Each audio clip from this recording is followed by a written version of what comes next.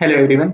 तो आज हम आपके साथ डिस्कस करेंगे कि proprietorship and partnership, private limited, 1% company and public limited company, इन सब में के बीच में डिफरेंस क्या होता है एंड कौन बेनिफिशियल है। क्या हम मतलब किसके लिए अप्लाई करें जब बिजनेस स्टार्ट कर रहे हैं।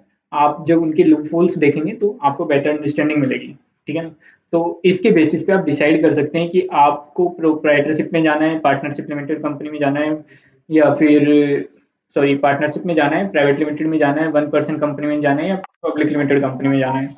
ठीक है। तो इन सब के बेसिस पे आप डिसाइड कर पाएंगे। तो अपन चलते हैं कि अपने को क्या इनकॉर्पोरेट करना चाहिए, कैसे और किस लेवल से स्टार्ट कर रहे हो तो क्या बेनिफिट रहेगा आपके लिए। ठीक है। तो अपन स्टार्ट करते हैं यहाँ पे। ठीक है ना। ये आपकी स्क्रीन पे मतलब आ गया है डिफरेंस। तो इसमें अपन स्टार्ट करते हैं। क्या है कि इनके बारे में हल्का सा आपको सभी को आइडिया होगा कि प्रोप्राइटरशिप फर्म क्या होता है, पार्टनरशिप क्या होता है, लिमिटेड लाइबिलिटी पार्टनरशिप क्या होता है, 1% कंपनी और प्राइवेट लिमिटेड कंपनी। फिर भी मैं एक आइडिया दे देता हूँ कि जो प्रोप्राइटरशिप होता है वो सिंगल ओनर होता है, वो अपने नेम पे रजिस्ट्रेशन लेता है और अपने नेम पे बिजनेस स्टार्ट करता है। ठीक है। पार्टनरशिप जो होता है, दो या दो से अधिक बंदे एक एग्रीमेंट करते हैं, उस एग्रीमेंट में एंटर होते हैं कि हम बिजनेस रन करना चाहते हैं। लिमिटेड लाइबिलिटी पार्टनरशिप क्या होता है? लिमिटेड लाइबिलिटी पार्टनरशिप आता है, लिमिटेड लायबिलिटी पार्टनरशिप एक्ट 2008 के अकॉर्डिंग गवर्न होता है ये। और ये मतलब प्रॉपर रजिस्टर्ड होता है। ठीक है। इसमें भी टू या टू से अधिक जो भी पार्टनर्स होते हैं वो एक पार्टनरशिप में एंटर होते हैं। ठीक है। बट एक रजिस्टर्ड तरीके से। ठीक है। फिर आता है 1% company and private limited company. 1% company जो होता है ये एक प्राइवेट लिमिटेड कंपनी होता है। ठीक है। बट ओनली इसमें जो रहता है वो 1% रहता है। दूसरा होता है private limited company. Private limited company जिसमें टू और मोर मेंबर्स मिलके अपना कंपनी स्टार्ट करते हैं, उसको प्राइवेट लिमिटेड कंपनी कहते हैं। ठीक है। अब बात आती है कि क्या रजिस्ट्रेशन रिक्वायरमेंट है, कैसे इनकॉर्पोरेट होता है। प्रोप्राइटरशिप फर्म में मतलब ऐसा कुछ रजिस्ट्रेशन रिक्वायरमेंट नहीं है। आपके स्क्रीन पे जो दिख रहा है कि no registration requirement, only basic registration लेते हैं। लाइक आपको एमएसएमई ले लिया, आपने जीएसटी ले लिया, वो सब चीज़ें। ठीक है ना। उसके अलावा एज सच कुछ रजिस्ट्रेशन की रिक्वायरमेंट नहीं होती। फिर आता है कि पार्टनरशिप, इसमें मतलब आपके पास ऑप्शन होता है कि आप पार्टनरशिप किस तरीके से एंटर कर रहे हो। ठीक है।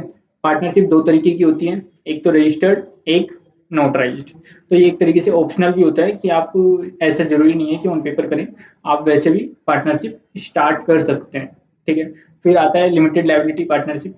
ये लिमिटेड लायबिलिटी पार्टनरशिप एक्ट 2008 से गवर्न होता है। इसमें जो रजिस्ट्रेशन होता है वो मैंडेटरी होता है।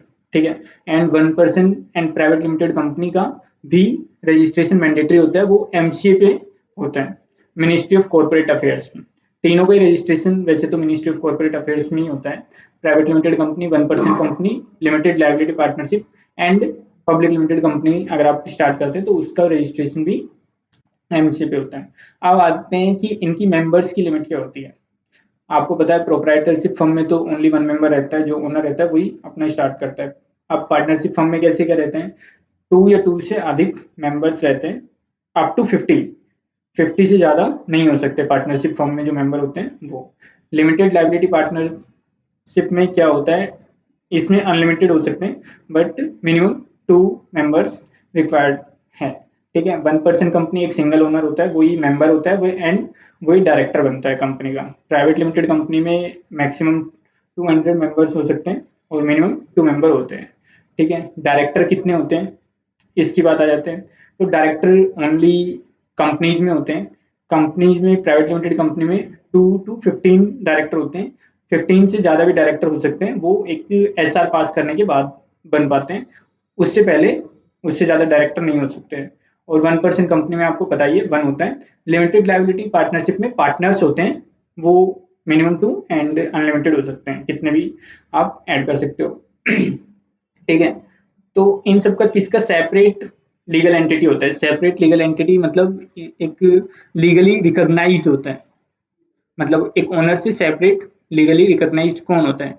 तो ये तीनों होते हैं, जो 1% company, LLP and limited liability part, sorry 1% company, LLP and private limited company. But partnership firm and proprietorship, ये सेपरेट लीगल एंटिटी नहीं होती है क्योंकि ओनर के नेम से ही स्टार्ट होता है। ठीक है, लायबिलिटी किस में लिमिटेड रहती है? जब एक सेपरेट लीगल एंटिटी बनती है तो उनकी लायबिलिटी भी लिमिटेड रहती है। तो same private limited 1% and limited liability partnership की जो लायबिलिटी है वो लिमिटेड रहती है। फिर स्टैट ऑडिट की क्या रिक्वायरमेंट रहती है? स्टैट ऑडिट जो होती है वो प्राइवेट लिमिटेड 1% की जो है वो मैंडेटरी होती है। एलएलपी की जो है वो डिपेंड करता है उसके टर्नओवर पे। And partnership firm and proprietorship की कोई स्टैट ऑडिट नहीं होती है। ठीक है, ओनरशिप आप इसमें ट्रांसफर कर सकते हो या नहीं कर सकते हो।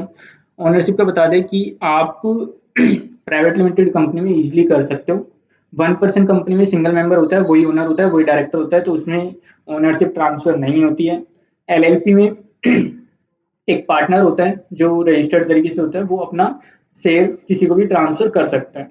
बट पार्टनरशिप फर्म में एंड प्रोप्राइटरशिप में नहीं होता है, क्योंकि पार्टनरशिप फर्म जो होती है वो एक फ्रेश बनती है अगर उनका शेयरिंग या मतलब उनका स्ट्रक्चर किसी भी वे में चेंज होता है।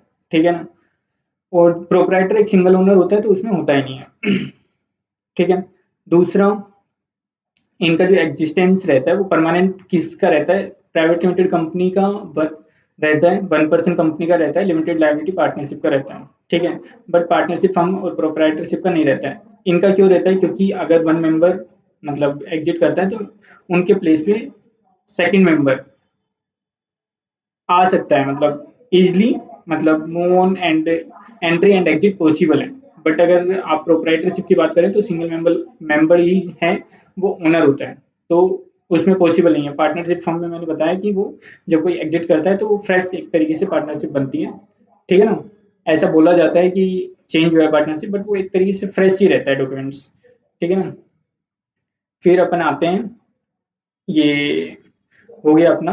फिर अपन आते हैं कि कंप्लायंसेस क्या होती है एंड फॉरेन पार्टिसिपेशन क्या रहता है एंड टैक्स रेट क्या रहता है। ठीक है, तो मैं आपको बता दूं कि फॉरेन पार्टिसिपेशन जो है वो प्राइवेट लिमिटेड कंपनी में अलाउ है। Foreign director, foreign member, share holder private limited company में हो सकता है, बट इन सब अदर देन फॉरेन मतलब other than the private limited company foreign participation allow नहीं है। जो टैक्स रेट है वो प्राइवेट लिमिटेड कंपनी का मतलब ये टैक्स रेट जो है वो डिटेल है टॉपिक, तो इसको एक सेपरेट वीडियो में अपन डिस्कस करेंगे। ठीक है ना, जल्दी इसकी वीडियो आपको यूट्यूब पे मिलेगी तो आप वो सब भी देख सकते हैं। फिर स्टैट्यूटरी कंप्लायंसेस क्या होती है? प्राइवेट लिमिटेड कंपनी की थोड़ी ज़्यादा होती हैं, कंप्लायंसेस काफ़ी हाई होती हैं जो आपको करनी पड़ती हैं। 1% कंपनी एलएलपी की थोड़ा कम होती है, और जो प्रोप्राइटरशिप है और पार्टनरशिप फर्म है उसकी काफ़ी कम होती है, उसकी मतलब ना के बराबर ही कंप्लायंसेस होती हैं। ठीक है, दूसरा आपका एक बहुत अच्छा क्वेश्चन आता रहते हैं कि जैसे ही अपन बिजनेस स्टार्ट करते हैं तो अपन सोचते हैं कि अपन स्टार्टअप इंडिया रजिस्ट्रेशन करेंगे, जो कि आज काफ़ी पॉपुलर है और आपकी काफ़ी सारी क्वेरी आती रहती है। तो मैं आपको बता दूं कि अगर आपको स्टार्टअप इंडिया में भी जाना है तो आपको प्राइवेट लिमिटेड कंपनी या फिर एलएलपी मतलब कंपनी या फिर एलएलपी ही बनवानी पड़ती है, तभी आप स्टार्टअप इंडिया के लिए अप्लाई कर सकते हो। Partnership firm and proprietorship firm में आप स्टार्टअप इंडिया में रजिस्ट्रेशन नहीं कर सकते हो। तो ये अपना एक कंक्लूसिव वीडियो थी। इसमें अपन ने डिस्कस किया private limited company, 1% limited liability, partnership and proprietorship firms में डिफरेंस क्या होता है। इससे नेक्स्ट अपन डिस्कस करेंगे कि इनकी टैक्सेशन किस तरीके से होता है। तो thank you all of you. आज का अपन वीडियो यहीं पे एंड करते हैं।